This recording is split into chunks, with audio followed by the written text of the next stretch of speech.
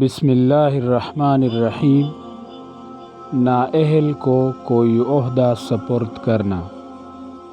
ایک حدیث میں رسول کریم صلی اللہ علیہ وسلم کا ارشاد ہے کہ جس شخص کو عام مسلمانوں کی کوئی ذمہ داری سپرد کی گئی ہو، پھر اس نے کوئی عہدہ کسی شخص کو محض دوستی و تعلق کی مد میں بغیر اہلیت معلوم کیے ہوئے دے دیا، اس پر اللہ تعالیٰ کی لعنت ہے۔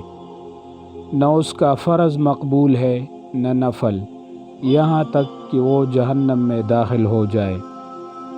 بعض روایات میں ہے کہ جس شخص نے کوئی عہدہ کسی شخص کے سپرد کیا، حالانکہ اس کے علم میں تھا کہ دوسرا آدمی اس عہدہ کے لیے اس سے زیادہ قابل اور اہل ہے، تو اس نے اللہ کی خیانت کی اور رسول اللہ صلی اللہ علیہ وسلم کی اور سب مسلمانوں کی۔ آج جہاں نظام حکومت کی ابتری نظر آتی ہے، وہ سب اس قرآنی تعلیم کو نظر انداز کر دینے کا نتیجہ ہے۔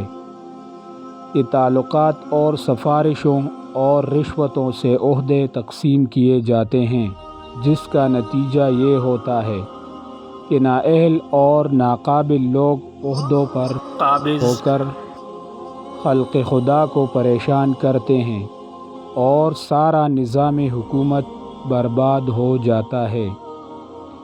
اسی لیے آن حضرت صلی اللہ علیہ وسلم نے ایک حدیث میں ارشاد فرمایا، اذا وسد الامر الی غیر اہلہ فانتظر الساعۃ، یعنی جب دیکھو کہ کاموں کی ذمہ داری ایسے لوگوں کے سپرد کر دی گئی جو اس کام کے اہل اور قابل نہیں، تو اب اس فساد کا کوئی علاج نہیں، قیامت کا انتظار کرو۔ یہ روایت صحیح بخاری کتاب العلم میں ہے۔